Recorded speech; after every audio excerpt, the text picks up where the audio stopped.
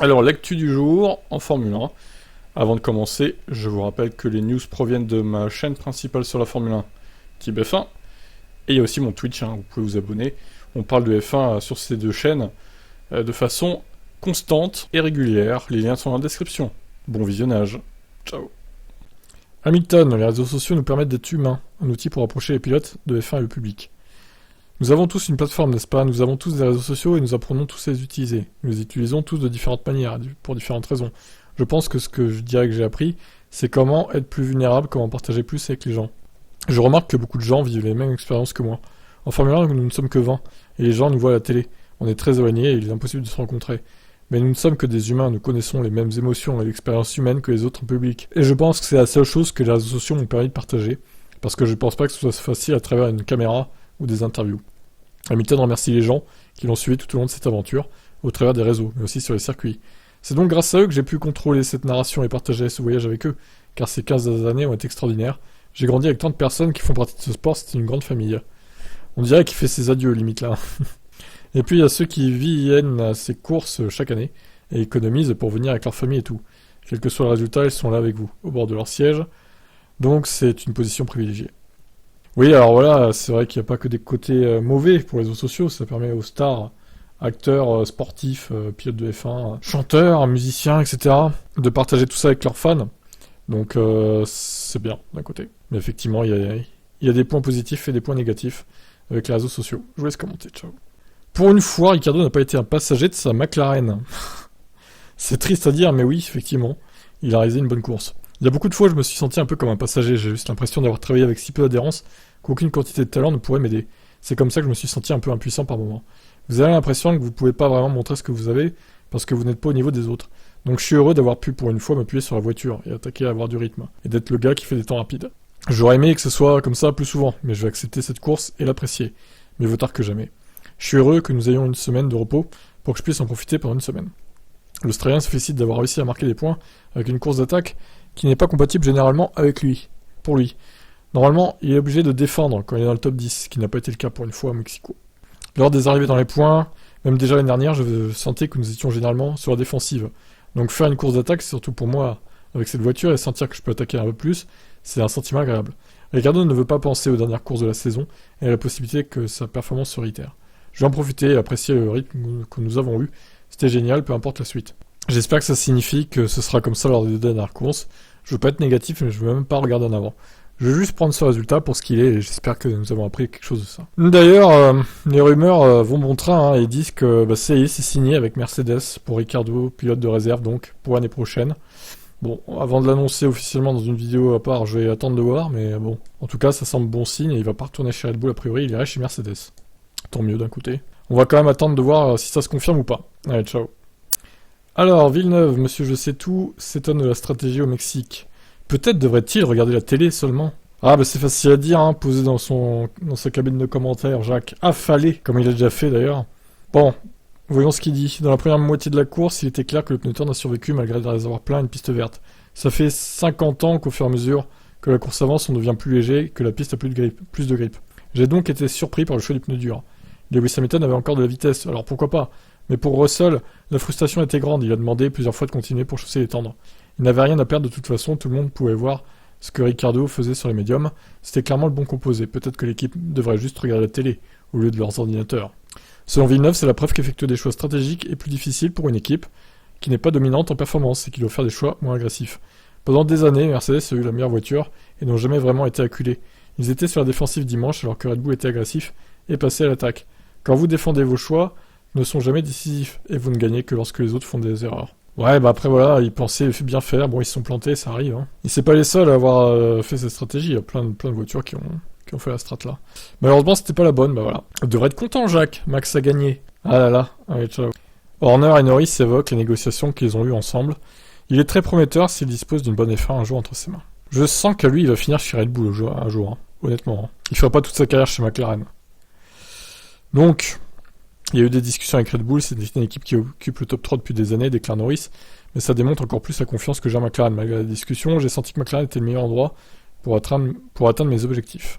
Interrogé sur ses propos, Horner l'a confirmé, et le Britannique était même dans le collimateur de l'équipe autrichienne à 12 occasions. notamment lorsqu'il a fallu trouver Ricciardo. Nous avons parlé avec Lando à plusieurs reprises au fil des ans, mais à chaque fois que nous avons une conversation, le lendemain, il a signé un contrat avec McLaren. Il a un contrat à long terme maintenant avec McLaren et il semble qu'il va y rester encore quelques années. Mais il est certain que c'est un des jeunes pilotes qui monte, qui est très prometteur et s'il dispose d'une bonne F1 un jour entre ses mains. Norris a de son côté précisé les choses lors du week-end au Mexique. C'était pas comme si nous parlions de manière très avancée, tout le monde essaie de parler à toutes les équipes à un moment donné. Alors j'ai parlé à d'autres personnes. Mais une conversation est une conversation. Ce n'est pas du genre, qu'est-ce qu'on peut faire ensemble?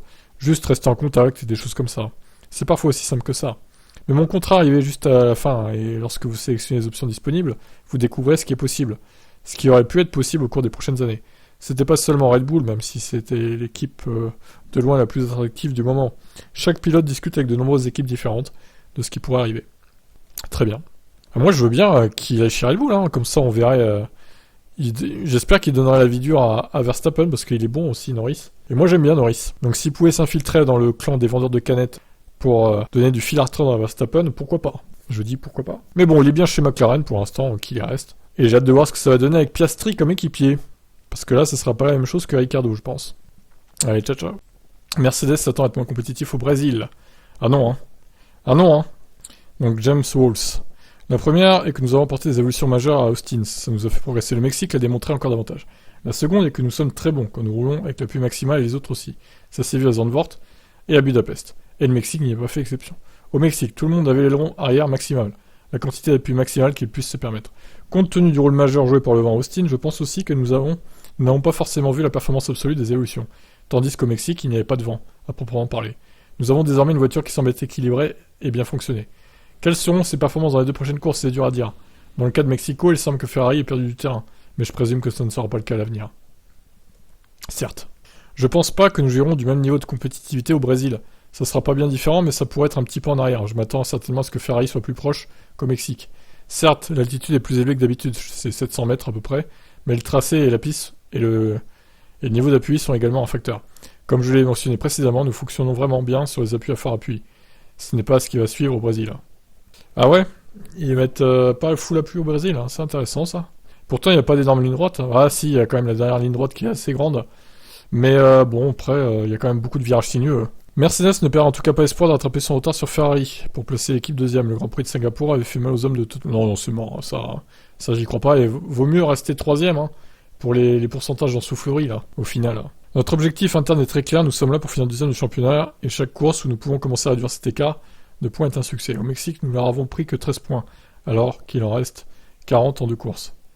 Heureusement, il y a une course sprint. Je pense que nous avons maintenant un package qui est vraiment capable de les concurrencer, contrairement au début de saison et au milieu de saison. Mais à 40 points, c'est vraiment beaucoup demandé. Il faudra que nous fassions vraiment tout à la perfection, et que Ferrari nous donne peut-être des opportunités pour nous ouvrir la voie vers deuxième place, c'est-à-dire un abandon, quoi. Ah, s'ils font un double abandon sur une course, c'est que Mercedes fait 3 ou 4 ou 4 ou 5. Enfin, non, 3 ou 4 ou 2 ou 3 même. Là, par contre, oui, effectivement, la deuxième place peut être visée. Mais bon, à la régulière, je pense pas que 40 points en 2 courses, c'est trop quand même. C'est pas comme si Mercedes pouvait gagner des courses et Ferrari non, quoi. Ce que je peux vous dire, c'est qu'on n'abandonnera pas avant le drapeau damier à Abu Dhabi. Très bien. Bah écoutez, à voir. J'espère que le Grand Prix du Brésil aura lieu. Parce que apparemment, bon, c'est un peu la merde là-bas. Hein. Allez, je vous laisse commenter. Alors, la FIA surveille la situation à Interlagos, des rumeurs disant que le Grand Prix pourrait être annulé. Non, s'il vous plaît, non. On veut pas perdre le Brésil, là. C'est un bon Grand Prix en général. Depuis que Jair Bolsonaro a perdu l'élection présidentielle face à Lula, d'énormes manifs et près de 400 barrages routiers ont eu lieu au Brésil. Putain, mais ils sont tarés, ces Brésiliens fans de Bolsonaro, ils sont aussi tarés que leur président, là. Que leur ancien président, du coup. Le convoi de fret de la F1 s'est arrêté peu de temps après avoir quitté l'aéroport. Donc la ville de Viracopos a confirmé la CBA, c'est la Fédération Automobile Brésilienne, point info, mais ça a été rapidement résolu par la police militaire. Le matériel de la F1 est arrivé à l'heure prévue à Interlagos. De leur côté, la F1 et la FIA assurent que rien n'impacte pour l'instant l'organisation du Grand Prix, mais affirment rester consciente de la situation tendue au Brésil, et nous la surveillons avant l'événement du week-end prochain. En effet, la situation reste extrêmement délicate sur place. Des milliers de manifestants demandent à l'armée de prendre le pouvoir afin de maintenir Jair Bolsonaro en place. Oh putain, c'est honteux, c'est honteux. Ils ont vraiment un pois chiche dans la tête, ces gens. Ils mériteraient d'être jetés en prison, quoi. Putain, je serais Lula, je jette tous ceux qui sont contre moi en prison. Allez hop, dictature là. On va répondre à la dictature, pas à la dictature. Hein. C'est ce qu'il faut dans ce pays. Hein. Bref, en espérant que ça se calme d'ici une semaine et que tout rentre dans l'ordre, que la course puisse se tenir, tout comme les essais libres et les qualifs, évidemment. Vous en pensez quoi de cette situation, vous? Ciao. Alors, Red Bull admet qu'elle s'en tire bien avec les sanctions. Marco confirme un redéploiement des ressources. 7 millions de dollars, c'est beaucoup d'argent, mais ça ne leur fera pas de mal, avait déclaré Steiner. S'il avait été décidé que l'année prochaine, ils auraient 5 millions de dollars de moins que toutes les autres équipes dans le plafond, et je ne fais que donner un chiffre au hasard, alors ça aurait pu avoir un réel impact pour le développement de la voiture. Steiner doute également que la réduction de 10% de son temps de soufflerie soit une pénalité qui fonctionne vraiment pour désavantager Red Bull. Red Bull est assez bonne pour compenser. Ils peuvent juste faire autre chose avec cet argent. Il y aura des opportunités pour eux de se développer ailleurs, donc le développement ne s'arrête pas du tout. Il est juste déplacé vers une autre partie de la voiture. Vous pouvez travailler sur le poids à la place, vous pouvez faire tellement de choses avec l'argent non dépensé dans l'aéro. Alors oui, ils peuvent travailler sur le poids, sauf s'ils ont déjà atteint la limite. Là, du coup, il n'y aura plus moyen de travailler sur le poids. Horner a lui-même admis que la pénalité financière ne ferait aucun mal à Red Bull, une équipe très largement au-dessus du plafond en termes de revenus. Mais il était beaucoup plus agacé par la réduction de temps de soufflerie. De manière fascinante, Marco ne semble pas être en désaccord avec Steiner. Incroyable! Est-ce que Helmut Marko serait plus honnête que Christian Horner? C'est la question qu'on peut se poser. Ou moins malhonnête, on peut dire, plutôt. Nous ne laissons pas ces actions nous abattre, on se rattrape avec la motivation. De plus, nous pouvons affecter le travail qu'on aura eu en soufflerie à d'autres activités, telles que le comité de poids ou des stratégies des suspensions. Ce sont des conséquences logiques, admet le consultant Red Bull. Par contre, on sent qu'il y a tout de même eu de gros loupés sur les comptes finaux. Nous procédons à des ajustements dans nos services comptables et juridiques. Je crois qu'il y a des gens qui vont virer. Les comptables, ils savent pas compter chez Red Bull. Donc voilà, Marco qui admet qu'au final, l'équipe s'en tire bien, que ça va pas non plus être la fin du monde en termes de développement. Donc t'es 5 dixièmes, Horner, tu te les fous, je pense. Merci. Allez, ciao. Et la Chine qui pourrait disparaître du calendrier F1. Terrible.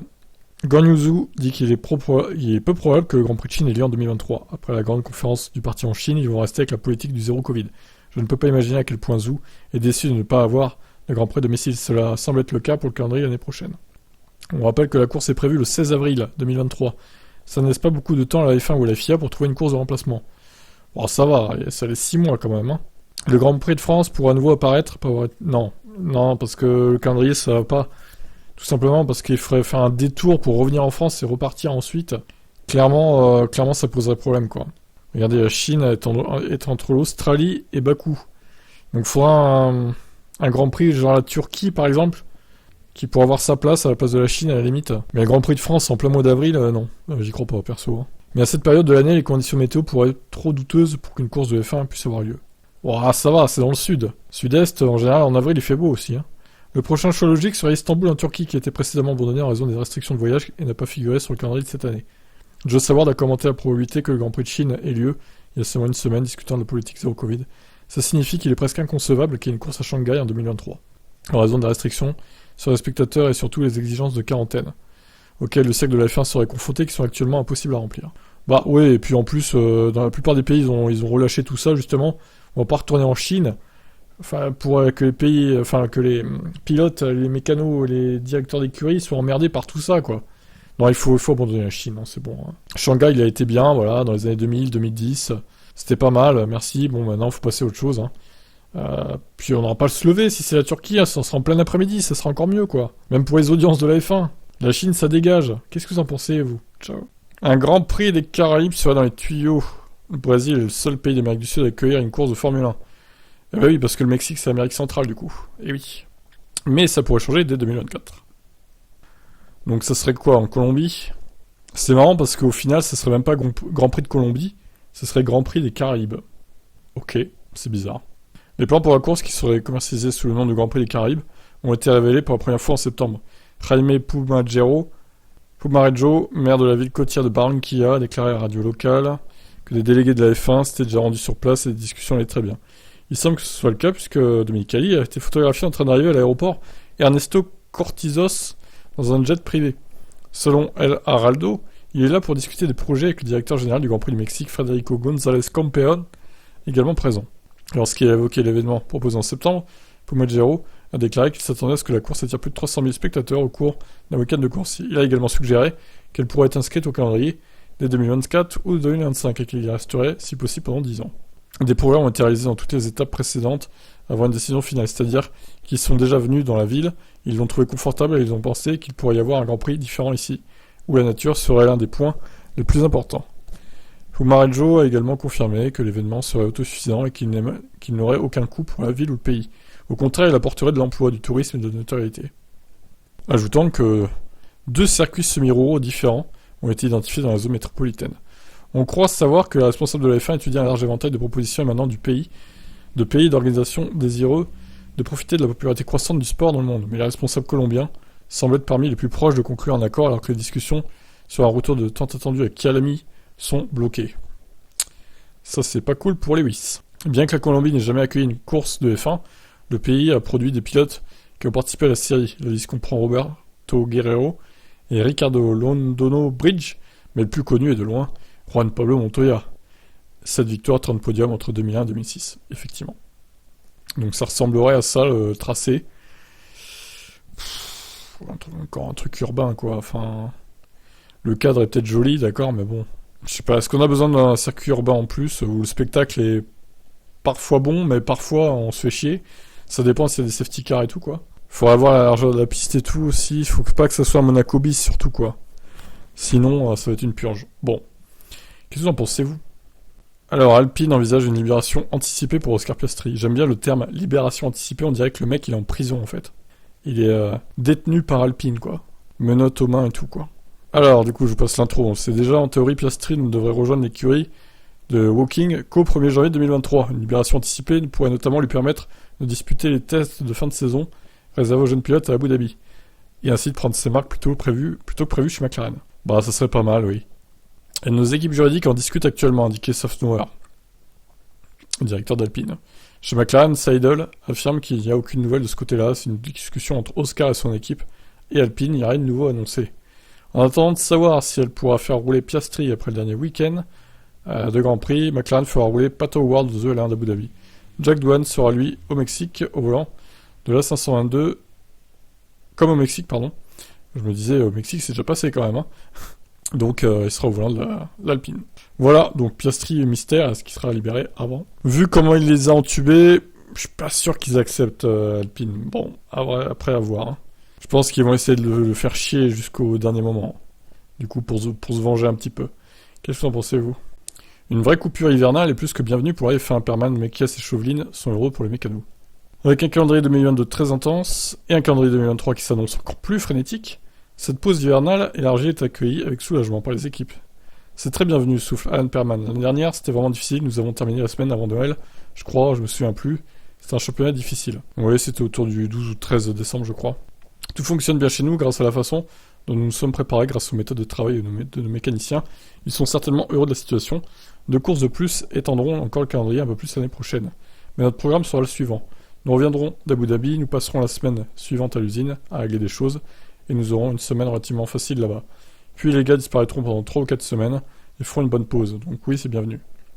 Mais qui est-ce, vous avez raison. C'est une saison intense, une longue saison. D'une certaine manière, c'est bien d'avoir cette saison après 2 saisons Covid. Aussi, pour l'équipe de course qui voyage, c'est beaucoup plus agréable de venir aux courses sans un scénario Covid. Il y a beaucoup moins de stress, nous nous réjouissons donc de l'arrivée précoce de ces vacances. Tout le monde a besoin de se ressourcer, les équipes et les pilotes. Et comme l'a dit Alan, il faut se préparer pour 2 autres courses l'année prochaine. Plus 3 petites courses supplémentaires avec les sprints. Il y en a 2 fois plus du coup. Avec 6 sprints au lieu de 3. Donc si vous ajoutez cela à l'enthousiasme des fans et à toute l'énergie lors des courses, c'est nous tous qui allons nous reposer et nous recharger pour l'année prochaine. Chauvelin, ça marche bien aussi avec la Coupe du Monde, n'est-ce pas ? L'année dernière a été particulièrement difficile avec une nouvelle voiture. Une saison s'est enchaînée directement avec la suivante du côté de l'ingénierie. Il n'y a pas eu beaucoup de pauses, vous ne pouvez pas faire ça année après année. C'est donc une bonne occasion de prendre des vacances, quand vous regardez le calendrier et les pauses comprises dedans, vous voyez immédiatement une grande partie des vacances que les gens peuvent prendre. Donc au moins maintenant, il y a un peu de liberté pour les gens de décider exactement quand ils ont une pause. Bon bah voilà, ils sont tous satisfaits. Hein. Ils vont pouvoir se reposer, bah oui du coup. C'est vrai que l'année dernière, on a fini 3 semaines plus tard que cette saison-là. Bon là, on finit tôt parce qu'il y a la Coupe du Monde aussi, ça aide, mais bon. Voilà, bah écoutez, et on va pouvoir tous se reposer, tant mieux, je vous laisse commenter. Horner a craint pour sa vie lors de la cérémonie du podium au Mexique. A craint pour sa vie, ça va, c'est Max qui a gagné et Pérez 3ème. Ils allaient pas vous tuer, hein. Les fans mexicains, il exagère un peu, lui. Les fans sont incroyables, le soutien à Max au Pays-Bas est impressionnant, mais je vous le dis, ils ont de la concurrence avec les Mexicains parce qu'à un moment donné, j'ai craint pour ma vie devant le podium et je me demandais si j'aurais toujours des vêtements sur moi en partant. Le soutien pour l'équipe, pour le Checo, pour la Formule 1 est incroyable de voir une foule aussi bruyante et passionnée que celle que nous avons vue. Ça crée une ambiance phénoménale. Si la qualité de l'ambiance était indiscutable, elle avait aussi des inconvénients. Gasly et notamment Norris se sont plaints des fans qui ont fouillé dans leur sac ou sont allés les chercher dans le stand carrément. Il y a toujours des leçons que vous pouvez apprendre, mais je pense que le niveau d'intérêt et d'enthousiasme qu'il y avait été sans précédent. J'étais juste reconnaissant d'avoir quelques gars autour de moi, des mécanos, sinon je serais ressorti en caleçon. Bah c'est un peu chaud de dire ça quand même, parce que ça veut dire que c'est des fans dangereux en fait, tout simplement. Bon, à voir si on ira au Grand Prix du Brésil, parce qu'au final il y a des rumeurs comme quoi il sera annulé. Les fans brésiliens sont un peu moins violents que les Mexicains, j'ai l'impression. Un peu plus respectueux, même si bon, c'est le même genre de pays, mais... Ouais, à voir. J'espère que le Grand Prix sera pas annulé en tout cas. Allez, ciao. Alors, Gasly ne sait pas si Tsunoda sera prêt à mener AlphaTauri en F1. Bon, clairement non, hein. On va pas se mentir. Hein. Le japonais âgé de 22 ans en est à sa deuxième saison avec AlphaTauri et malgré une vitesse évidente, on lui reproche d'être souvent trop fougueux.